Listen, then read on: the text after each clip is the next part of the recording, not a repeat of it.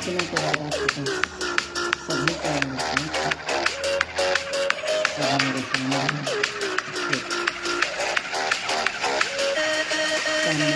Live आएगी देखने के लिए उसके पीछे कुछ घटनाएं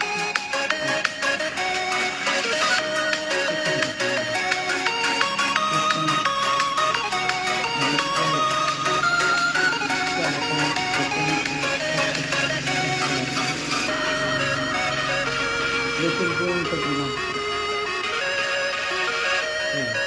सभी को बहुत शुभकामनाएं। ईश्वर से सद्बुद्धि देने का प्रयास करें, सभी के साथ प्रेम भाव बनाए रखें।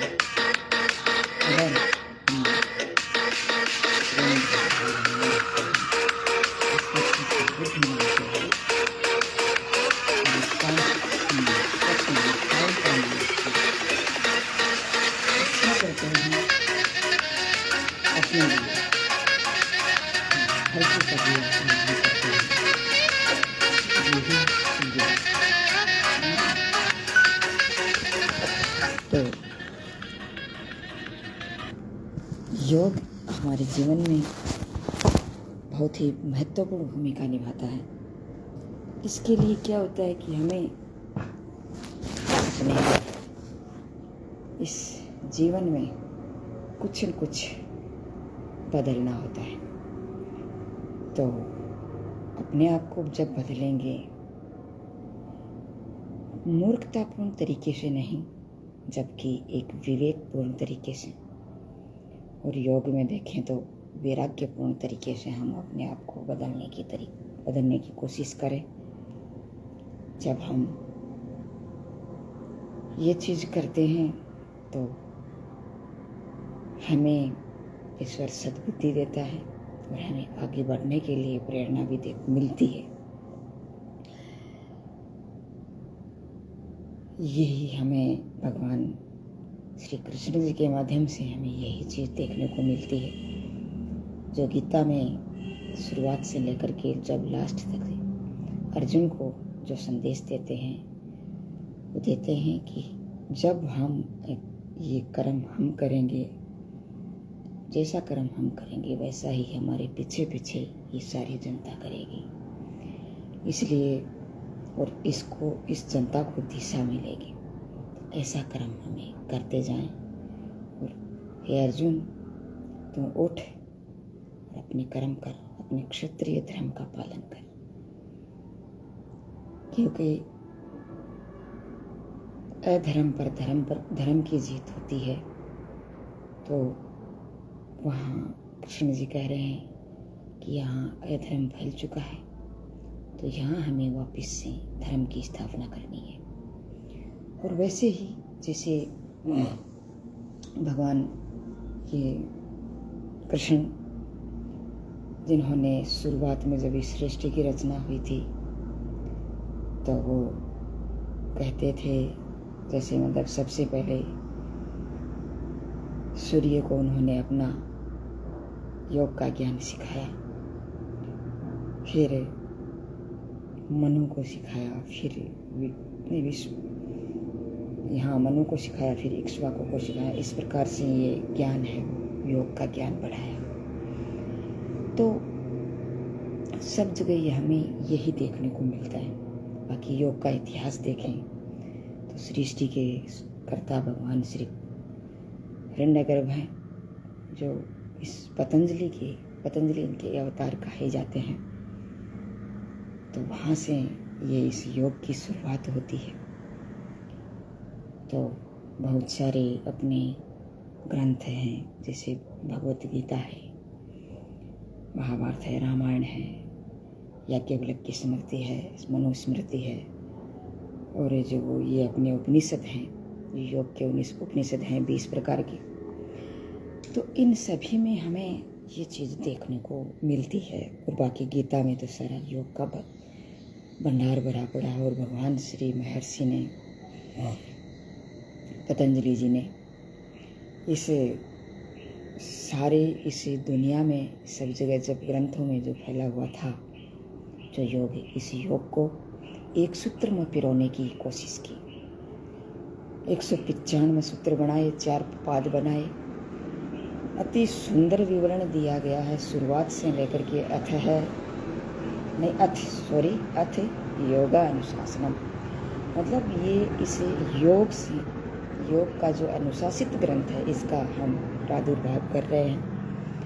तो इसको सुनिए। तो शुरुआत में ही एक अनुशासन में ही इसमें बताया गया है कि अनुशासित रहना व्यक्ति के लिए बहुत ही महत्वपूर्ण होता है। अगर हम अनुशासित नहीं रहते हैं तो हमें बहुत ज़्यादा नुकसान की संभावना रहती है।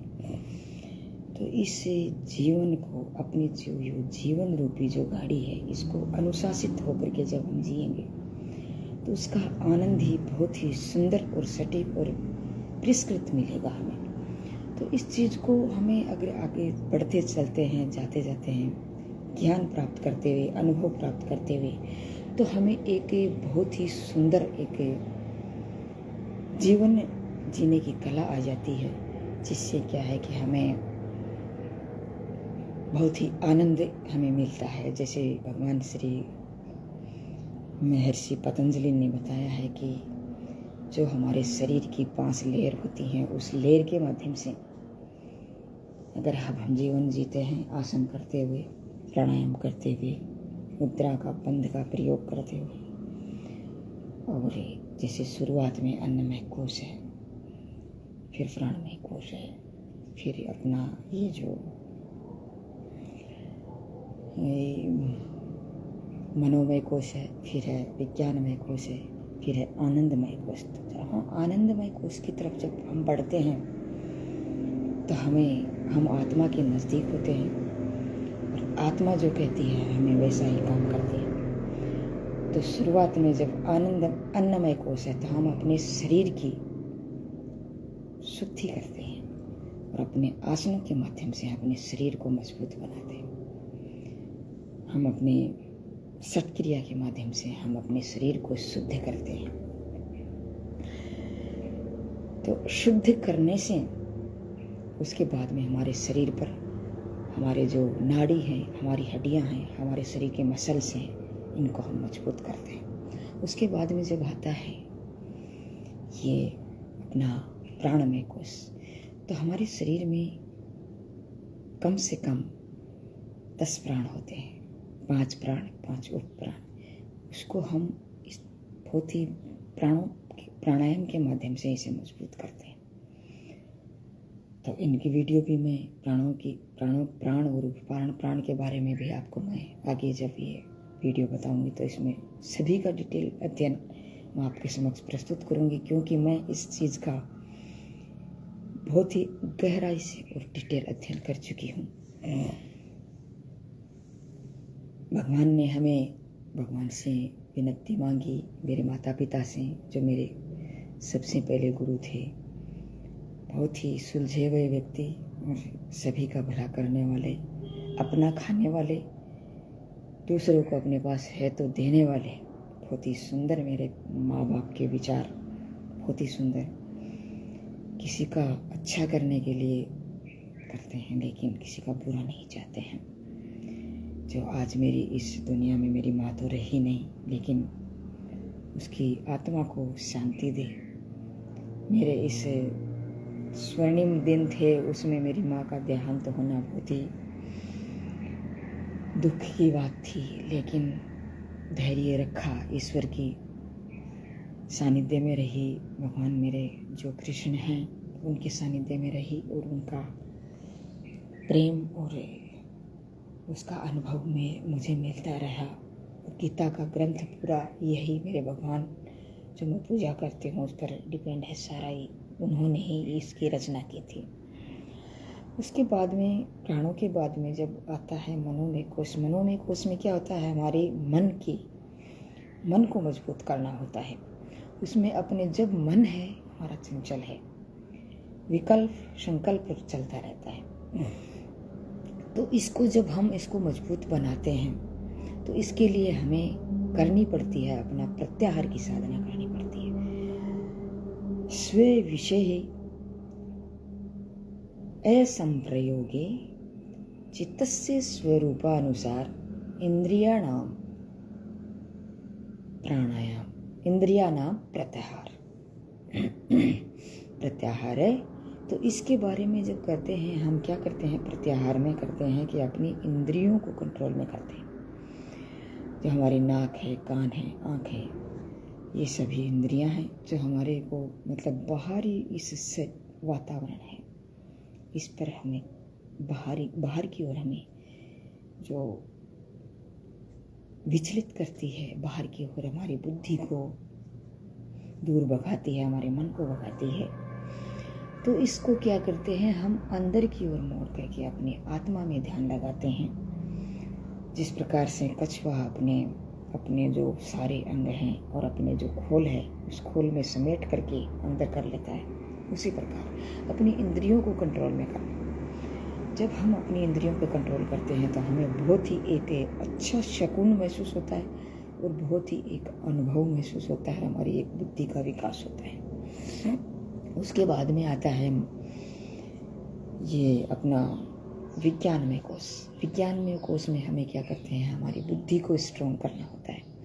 तो हमें ध्यान और समाधि के माध्यम से, स्वाध्याय के माध्यम से हम अपनी बुद्धि का विकास करते हैं। इसमें क्या करता है कि हम अपने स्वाध्याय करते हैं, अच्छे ग्रंथों का करते हैं, अज्ञान से ज्ञान की तरफ हम बढ़ते हैं, अविद्या से विद्या की तरफ जब हम बढ़ते हैं तो हमें एक बहुत ही अच्छे आनंद की अनुभूति होती है। उसके बाद में हमारा पूरा दिमाग शारीरिक रूप से, मानसिक रूप से, और हम एकदम से क्लींजिंग हो जाते हैं। और हमारे शरीर में, जैसे कहते हैं कि स्वस्थ शरीर में स्वस्थ मस्तिष्क का निर्माण होता है, उससे हमें बहुत ही एक अच्छे शरीर की और अच्छे एक मस्तिष्क का निर्माण होता है। उस अच्छे शरीर और अच्छे मस्तिष्क के निर्माण से हम क्या है कि एक हमारी जो लास्ट लेयर है हमारी शरीर की, 5वीं लेयर, पहले अन्नमय कोश, फिर प्राणमय कोश, फिर मनोमय कोश, फिर विज्ञानमय कोश, आनंदमय कोश। इस अपनी बुद्धि के माध्यम से ये बुद्धि सही और गलत का निर्णय लेती है। जो अगर ये बुद्धि न हो तो हमारा मन न मालूम कैसी प्रकार की खराब परिस्थितियों में हमें ले जा सकता है। तो इस प्रकार से हम जाकर के अन्नमय कोश में जाकर के प्रविष्ट होते हैं, अपनी सभी शरीर की साधनाएं करके, आसन, प्राणायाम, प्रत्याहार और हमारी बुद्धि इसमें जैसे धारणा का विकास करते हैं। और ये हमारा सूक्ष्म विषय का है। जैसे अन्नमय कोश हमारा हमारे स्थूल शरीर की हम साधना करते हैं, और प्राण में, मनो में और विज्ञान में हम अपने सूक्ष्म शरीर की साधना करते हैं, और आनंदमय कोश में हम अपनी आत्मा की और कारण शरीर की साधना करते हैं। तो जब हमारे कारण शरीर में जब पहुंच जाते हैं हमें बहुत ही आनंद की अनुभूति होती है, बहुत ही हमें लाभ मिलता है और हम गदगद हो जाते हैं, हमें आनंद का अनुभव होता है, आत्मा हमारी खुश होती है। तो मेरा तो सभी से यही कहना है कि क्यों अपनी आत्मा को दुखी करते हो, अपनी आत्मा को खुश रखो। अपनी आत्मा कहती है वैसे चलो, आपको आनंद ही आनंद महसूस होगा। तो इसे आनंदमय कोश में हम अपने क्या है कि आत्मा जो कहती है उसके अनुसार करते हैं।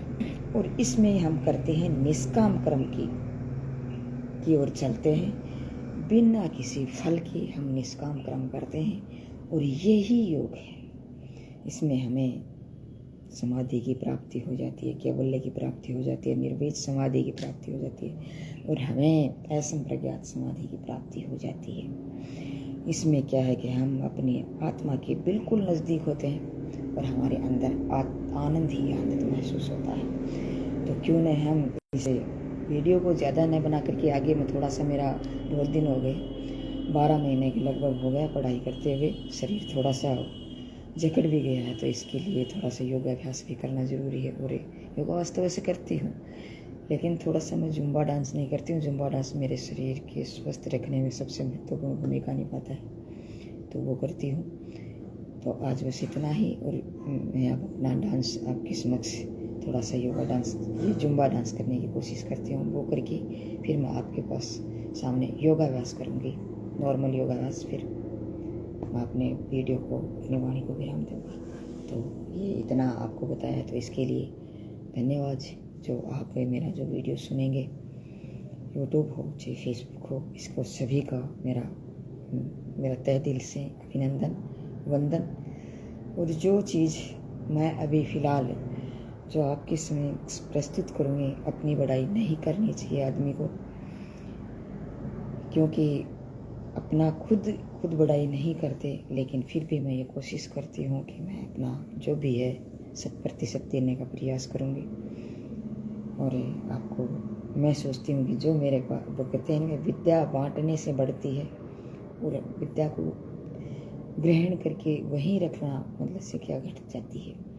तो जितना हम बांटेंगे उतना ही अच्छा होगा। तो अब शुरू करते हैं बिना कुछ विलम्ब किए थोड़ा सा जुम्बा डांस, जो हमारी हेल्थ के लिए बहुत ही ज़रूरी है, क्योंकि ये हमारे जीवन का बहुत ही महत्वपूर्ण हिस्सा है।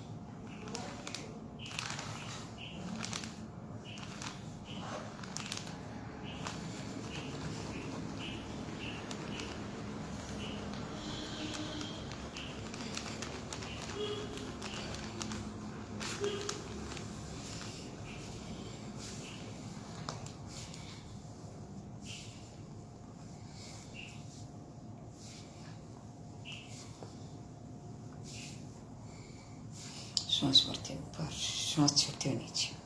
अर्ध तितली आसन। सूक्ष्म क्रियाएं बहुत जरूरी है सभी आसन करने के बाद पहले। इससे क्या है कि हमारा शरीर है वो स्ट्रेचेबल बनता है, हमें बहुत ही फायदा महसूस होता है। तो इसे ज़रूर करें। लेफ्ट साइड में अपना लेफ्ट पैर राइट जगह पे सेट करेंगे। श्वास भरते ऊपर, श्वास छोड़ते हुए नीचे, श्वास भरते ऊपर, श्वास छोड़ते हुए नीचे, ऊपर श्वास भरते हुए। इस प्रकार से ये क्रिया 15-10 बार करें, बहुत ही अच्छा प्रभाव पड़ता है सूक्ष्म क्रियाओं का।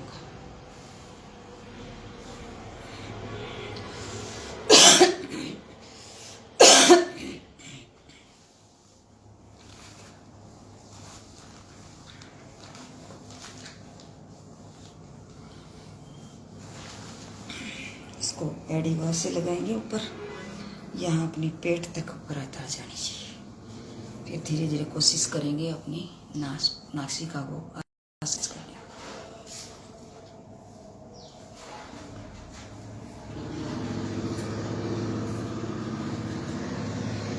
श्वास भरते हुए वापिस तितली आसन बनाएंगे। तो तितली आसन से करके दोनों हाथों से पंजों को पकड़ेंगे।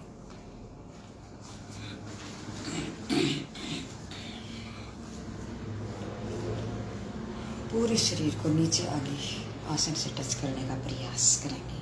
तितली आसन महिलाओं के लिए गर्भाशय में जो बच्चा होता है गर्भ में, उसके लिए बहुत अच्छा आसन। बाकी महिलाओं में यहाँ जो प्रॉब्लम होती है, पुरुषों में प्रोस्टेट ग्लैंड की प्रॉब्लम होती है, तो यूट्रस और प्रोस्टेट ग्लैंड के लिए बहुत ही फायदेमंद है। क्योंकि प्रोस्टेट ग्लैंड है जो हमारे जो पुरुषों में होती है, उसमें क्या है कि बहुत ही, जब भी वीडियो डालूंगी आपको बताऊंगी कि मतलब इसमें क्या है कि बहुत ज़्यादा एक तो मस्टरबेशन करने के लिए और एक बात करते हैं, तो इससे क्या है कि उसको बहुत ज़्यादा नुकसान होता है। तो इसका ध्यान न रखने की वजह से और व्यक्ति में या महिलाओं में अगर हम गलत कोई चीज़ का प्रयोग करते हैं तो उसमें क्या होता है कि बांझपन का और इस पुरुष है वो नपुंसकता की ओर चला जाता है। तो इसका थोड़ा सा ध्यान रखने की ज़रूरत है। आसन जरूर करें। इस प्रकार से करके श्वास भरें पूरा, अपने घुटने नीचे आसन से बिल्कुल टच होने चाहिए। श्वास छोड़ते हुए अपनी नासिका को अपने आसन से टच करेंगे।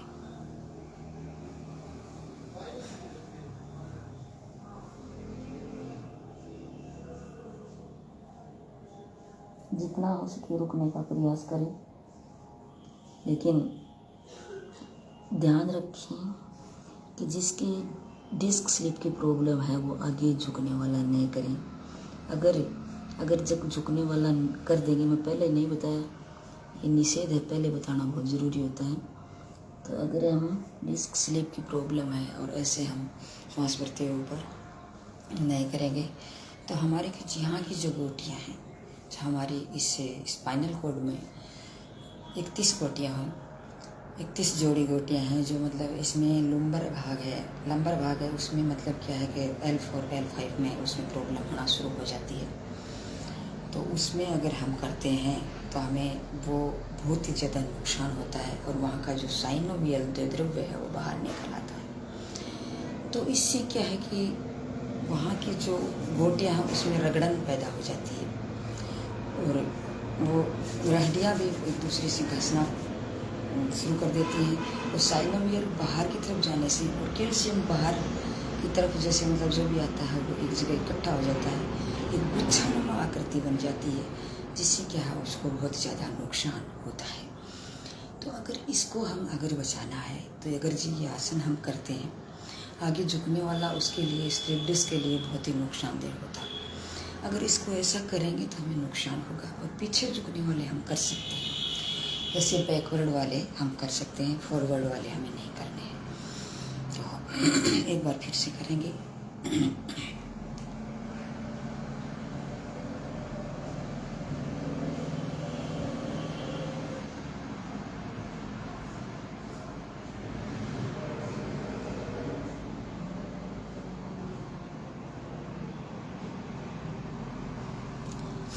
सांस भरते हैं वापस। इसके लाभ मैंने आपको बहुत बता दिए कि मतलब यहाँ का जो क्षेत्र है, यहाँ से लेकर के यहाँ तक का भाव बहुत ही अच्छा प्रभाव इस पर पड़ता है। और जिसके डिस्क स्लिप की प्रॉब्लम नहीं है तो उसके कमर पे, थाई भाग पे बहुत अच्छा प्रभाव पड़ता है। अगर ऐसा हम करते हैं तो हमें बहुत फ़ायदा होता है। तो क्यों ना हम अगर मान लो अपने को शरीर दिया है भगवान ने, तो इसको ढचपल पचपल बना करके इस शरीर को आगे पेट बढ़ा लिया जाता है, इतना तंदुरा जैसे बच्चा हो पेट में। ऐसा क्यों करते हैं? अपने शरीर को ऐसा बनाएं ताकि मतलब स्लिम ड्रेम एकदम से बिल्कुल से दिखे और स्फूर्ति हो हमारे अंदर। इस प्रकार से बनाएं। योग आप 1-1.5 घंटे जरूर करें। नहीं करेंगे तो किसी का कुछ नहीं बिगड़ने वाला, सिर्फ आपका बिगड़ेगा और किसी का नहीं बिगड़ने वाला।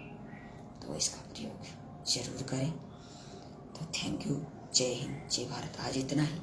मैं योग आगे बहुत और करूँगी, लेकिन वीडियो लंबा हो जाएगा तो मेरे पास नेट नहीं रहेगा, इसलिए इतना ही आज। तो आज को इतना ही करके अब जैसे पैर को सीधा करेंगे, सीधा करके बाईं पैर पंजे को दाईं जगह पर सेट करेंगे और दाएं पंजे को बाईं जगह पर सेट करेंगे। ये हमारा हुआ पद्मासन। इस पद्मासन से लगाने के बाद में हमारे शरीर की बहुत सारी 50-75% बीमारियाँ हम ठीक हो जाती हैं। तो इसको लगा करके 15-15 मिनट, 20-20 मिनट, आधा घंटा बैठें। क्योंकि मैं तो लगा लेती हूँ, कितनी देर बैठ सकती हूँ, मेरे कोई दिक्कत नहीं महसूस होती। तो इसको लगा करके बैठें। तो अब लास्ट में हम गायत्री मंत्र करके और शांति पाठ करके और ओम चैंटिंग करके इस वीडियो को विराम देते हैं। तो चलो सर शुरू करते हैं। भगवान शिव का जो ओम जो इस डमरू से निकला वह बताते हैं। तो हठ योग जो भगवान जो हठ योग के प्रवक्ता थे, आदि प्रवक्ता, उन्होंने इस हठ योग की प्रादुर्भाव किया। तो शुरू करते हैं। ओम। ओम मतलब तस्य वाचक प्रणव, मतलब ये भगवान का जो नाम है ये ओम ही है। तो जहाँ भी जाएं इस ओम का प्रयोग करें। जब भी हम इसका प्रयोग ज़्यादा से ज़्यादा करेंगे तो हमें बहुत फ़ायदा होगा। अपने दिमाग में शांति महसूस होगी, शरीर में शांति महसूस होगी। तो इसका ज़रूर करें। तो शुरू करते हैं हम ओम चैंटिंग।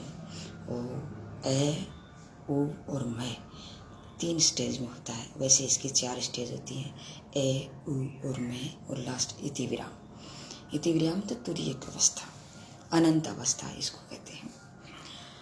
तो इसका भी वीडियो जब मैं मौका मिलेगा तो इसके ओम के बारे में भी काफ़ी चर्चा आपकी समझ में करूँगी। तो शुरू करते हैं ओम चैंटिंग। हमारी मुद्रा होगी हृदय मुद्रा। इससे पहले क्या करते हैं, मुद्रा लगाते हैं अपन। हृदय मुद्रा होती है हमारे इंडेक्स फिंगर को अपने गुदा गुदा नहीं, अपने इस अंगूठे के इस भाग पर लगाएंगे। इसको यहाँ लगाएंगे, ये अंगूठे के मूल पे लगाएंगे। इसको पूरा मोड़ के जैसे वायु मुद्रा करते हैं वैसे इसको 3 उंगलियाँ अंगूठे सीधी रहेंगी। फिर अंगूठे से इन दोनों मध्यमा अंगुली और अनामिका अंगुली, इन दोनों को टच करेंगे। ये हृदय मुद्रा है। जिसके हार्ट की प्रॉब्लम रहती है इसको ज़रूर करें। तो शुरू करते हैं ओम चैंटिंग। जो हमारा ईश्वर का नाम है ओम।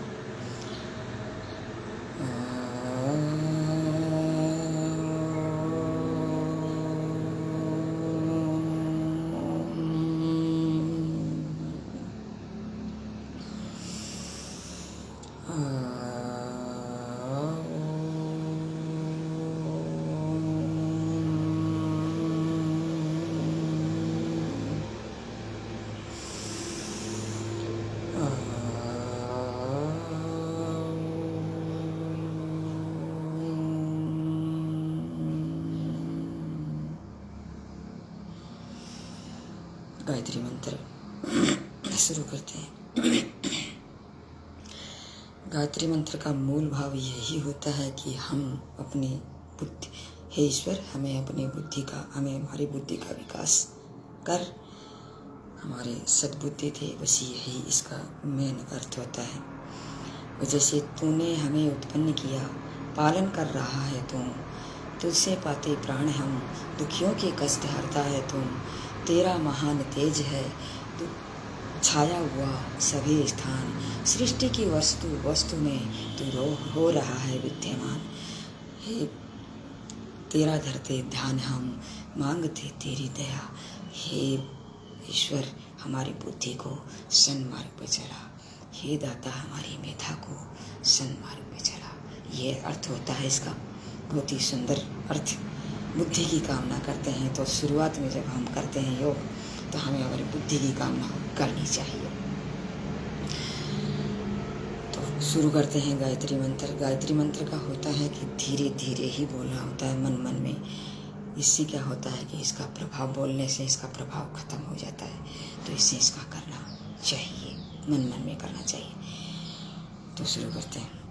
ओम भूर्भुवस्वः तत्सवितुर्वरेण्यं भर्गो देवस्य धीमहि धियो यो नः प्रचोदयात्।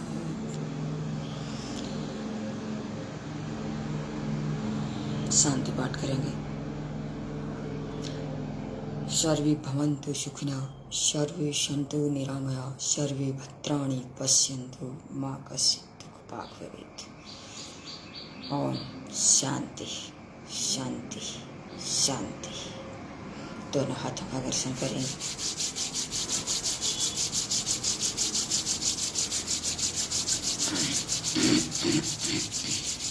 अपने मुखमंडल पे लगाएंगे। पूरा तेज हमारी आँखों पर, अपने चेहरे पे पहुँचाने का प्रयास करेंगे। धीरे धीरे अपने हाथों को चेहरे पे रखे हुए धीरे से आँखें खोलेंगे, अंदर ही अंदर आँखें को खोलेंगे, विजुअलाइज करेंगे। फिर अपने शरीर तक पहुँचाने का प्रयास करेंगे, पूरे शरीर तक इस तेज को।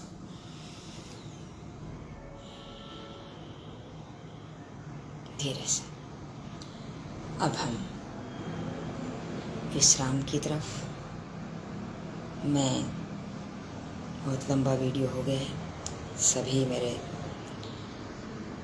जो अब फिलहाल मेरे नए गुरुजी बने हैं और पहले जो जिससे मुझे सीखने को मिला है, जो गुरु जिससे मुझे एक शब्द भी सीखने को मिला है, वो सभी गुरु और मेरे फ्रेंड्स, नए फ्रेंड्स और पहले जो फ्रेंड्स हैं, तो सभी को शुभकामनाएं। धन्यवाद। जय हिंद, जय भारत। अगर आप मेरे वीडियो देखते हैं और उस किसी को ये अच्छी संस्कार मिले, अच्छे विचार मिले, इसके लिए सब्सक्राइब और ये शेयर करें। लाइक आपकी इच्छा है करें तो करें, नहीं कोई दिक्कत, इससे कोई दिक्कत वाली बात नहीं है। शेयर करने का मतलब ये होता है कि मतलब ये जो ज्ञान मेरे पास है, मैं ये सोचती हूँ कि मैं उसको प्रेषित करती हूँ तो वो सब तक पहुँचे, ताकि इसका लाभ सभी उठा सकें। एक अच्छे योगाचार्य का उसे विचार और संस्कार मिलने चाहिए और तैयार करें। हम यही सोचें कि एक अच्छा शिक्षक या अच्छा योगाचार्य या फिर जो भी ऊंचा जो भी है, योग में बहुत सारी डिग्रियां होती हैं और टाइम मिलता तो मैं माहौल मिलता, टाइम मिलता तो मैं आज की कभी कर लेती मतलब, लेकिन नहीं मिला तो कोई बात नहीं है। इसके पीछे नहीं मरा करते। जब जागे तब सवेरा, मतलब जब जागते हैं तभी सवेरा है। आगे बढ़ते जाएं, करते जाएं, बहुत ही फायदा होगा।